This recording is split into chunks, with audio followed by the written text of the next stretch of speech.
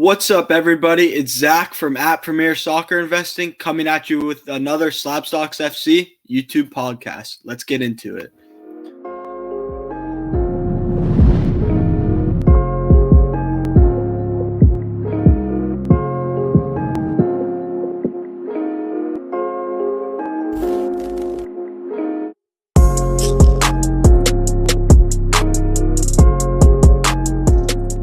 This was a big week in both soccer and soccer cards, as it was first leg of the Champions League quarterfinal week, and there were some great games.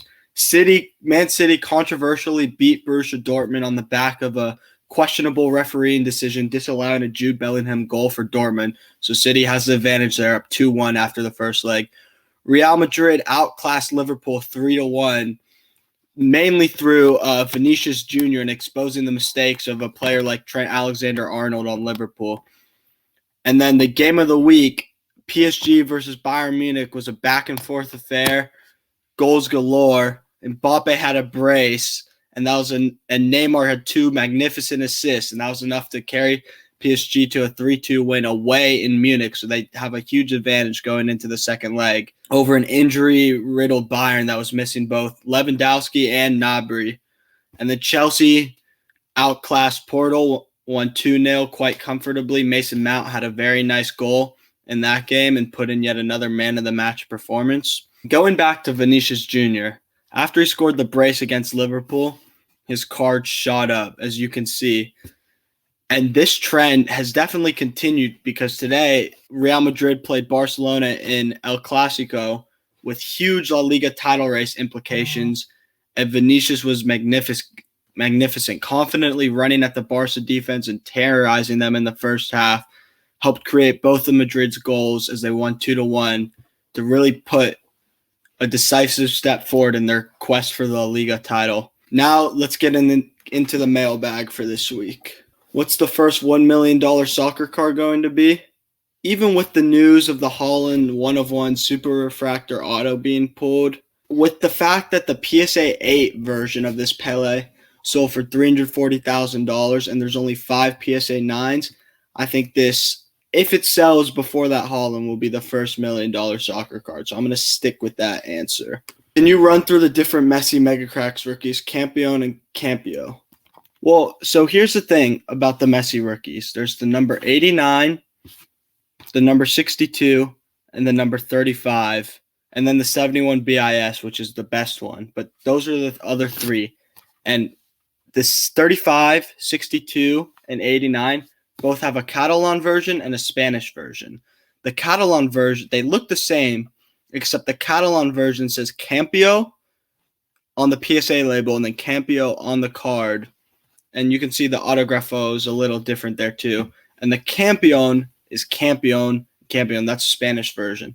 The Catalan version is a bit more of a shorter print run. So they're rare cards, and they've historically gone for a bit of a premium over the Spanish versions.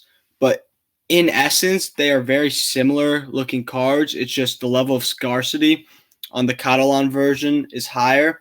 And people tend to like the Catalan version because Barcelona is a Catalan city and a Catalan club. And so it has that connection going for it too. Would you invest in PSA 9 cards or strictly buy PSA 10 at this moment? I would 100% be buying PSA 9 cards. With how expensive grading has gotten and the fact that PSA has shut down their service for the next 3 months until July, most of their services, there's no reason why PSA 9 cards won't see an increase in price, especially for lower pop stuff like how 99% of the soccer cards out there are. When you compare those cards to basketball or football or baseball, they are much, much lower pop, but the 9s and 10s are still a lot cheaper. I think that's going to continue to change as A, the market increases, and B, we're seeing less and less cards come back from grading, so there's going to even be more of a premium on those 9 and 10s. So yes, I would 100% be investing in PSA 9 cards along with PSA 10s. I think you can't go wrong with either. Is Neymar a good investment, being Brazil's always in contention for winning a World Cup? So Neymar is an interesting player. He's someone who can be pretty controversial to fans of the beautiful game. As we all know, Neymar has immense talent, immense skill, but people get upset about how much he dives, his injuries, his sometimes lack of focus, if you will. But the talent has always been there. The problem with Neymar is, does Brazil actually win a World Cup with him as their best player? It's kind of proven that they won't be able to do that. And then the question you're betting on with investing in Neymar is, does PSG win the Champions League, A? And B, does Neymar get at least some of the credit, or does Mbappe get all of it? So Neymar, there's value in there for investing wise, but I think there's better players to invest in out there than him. But again, invest in /buy /collect what you like. Do you think a player like Dybala could rise this summer in the Copa, like Lewandowski in the Euros? So the players that will rise due to their performance in summer tournaments will be the ones who are A, on winning teams, or B, put up immense numbers. Argentina definitely has a great shot to win the Copa America. You know Messi will be desperate for a trophy after the season he's had at Barca, and just the fact that he hasn't won that big international trophy yet with Argentina. If they do win, Dybala figures to be a big part of that. So if you think Argentina will win or at least get to the final of the Copa America and you can sell off that hype, then yeah, Dybala is definitely a good investment because he should be a key figure in their plans this summer. Do you think the Prism market will be hotter during the World Cup than it was during the August boom? 100% yes. Much of the Prism World Cup hype in August was due to how severely undergraded that 2014 and 2018 Prism sets were. And so they shot up in price because there were almost no PSA 10s of the cards. And then once everyone's PSA 10 started coming back, the price plummeted. Also, a lot of people in soccer cards at that time were just trading off of FOMO and hadn't really become a true part of the soccer card market yet. But the market as a whole has grown by leaps and bounds. The pops are more stabilized on those sets, and the demand has increased, especially in the World Cup when the eyes of the world will be on the sport, the eyes of the hobby will be on soccer. I think it will be 100% hotter, even though I could see those Mbappe Prisms breaking over 3,000 again like they did in August, or touching 3,000 like they did in August. So yes, it will be hotter. Best pickup from Wolves. I'm going to plug my own page here. I did a profile a while back on Pedro Neto on Wolves. And I think if you want to buy someone to invest in from Wolves, I think he's the player to do so. Super young, exciting winger, 20 years old, already a part of the Portuguese national team. So he has that going for him too, that he has the Euro potential. And due to how young he is and him playing on the stage that he is in the Premier League, I think, yeah, he's a good investment. He would be the best pickup from Wolves. Best time to sell Mbappe for maximum profit now, wait for Euros or wait for World Cup. So my thoughts on Mbappe are, if you don't have a better place to put that money right now, I don't see why you should sell him. Maybe if they win the Champions League /Euros this summer, it could be a good time to sell. But Mbappe is one of those guys that it's just, if you hold him for 3 years and see what he's doing in his career, how many trophies he's won, the club he's playing at, I think you will do well. But it would be a good time, good selling times for not just Mbappe, but players in general, are when the run up to a Champions League final or something like that, or a Euro semifinal or a Euro final, or off their transfer rumors. And people have been saying, though, the man Fabrizio Romano has not confirmed it yet, so I'm not putting any stock in it, that Mbappe is looking to leave PSG this summer and go to Real Madrid.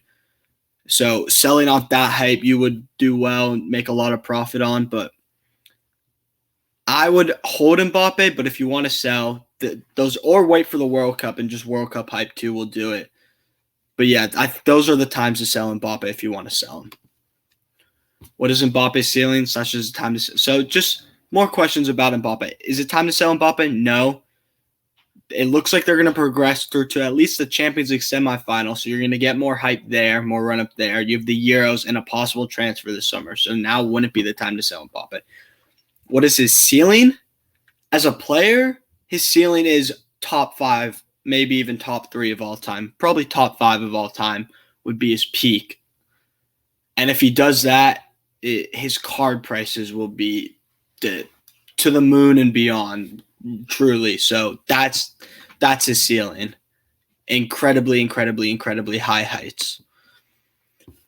Will the demand for rookie on-card autos mirror the basketball market? So the thing about soccer cards right now, due to the premium brands really not really being that in circulation, most of the especially rookie type autos of players are sticker autos, but we're still seeing those fetch huge premiums, as shown by the crazy Holland sales that have happened with the sticker auto. So the demand for autos is definitely there in the on-card market. We just need to start seeing more rookie on-card autos for it to truly mirror the basketball market. What is the best way to move base cards for unpopular players?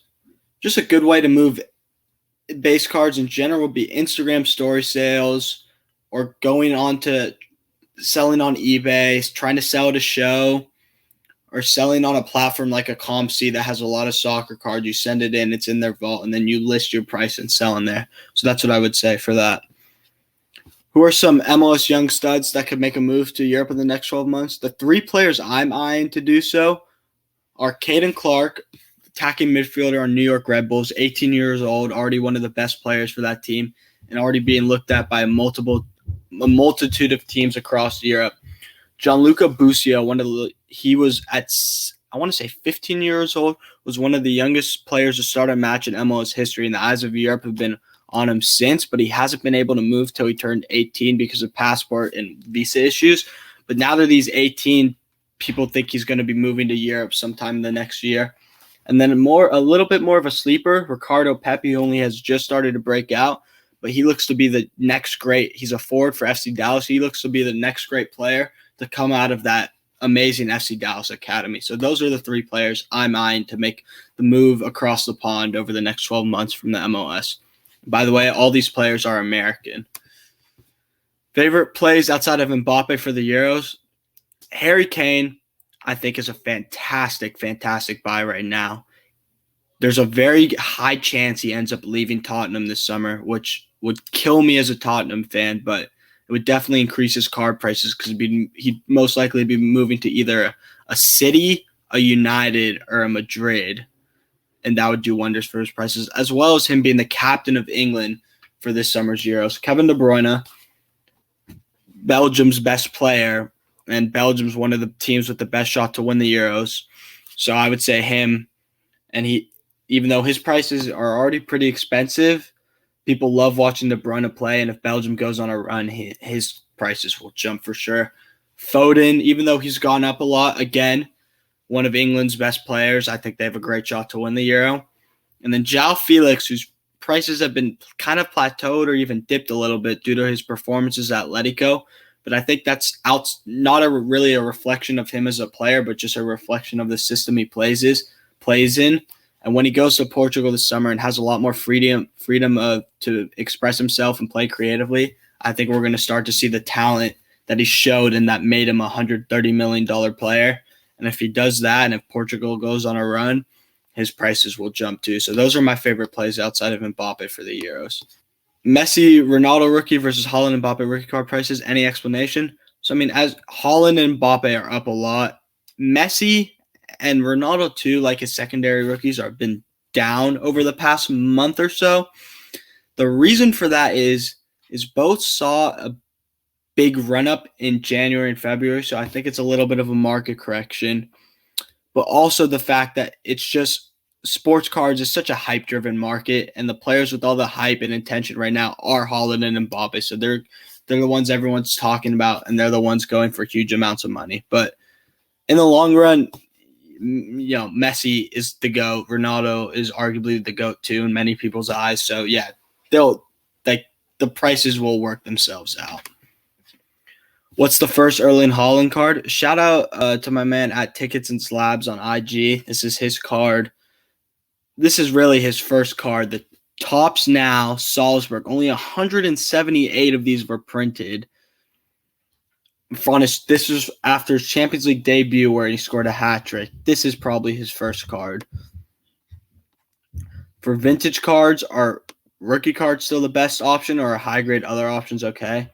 For vintage especially, like a player like a Pele or a Maradona or a Cruyff or a Beckenbauer or a Puskas or a Di Stefano, anyone like that.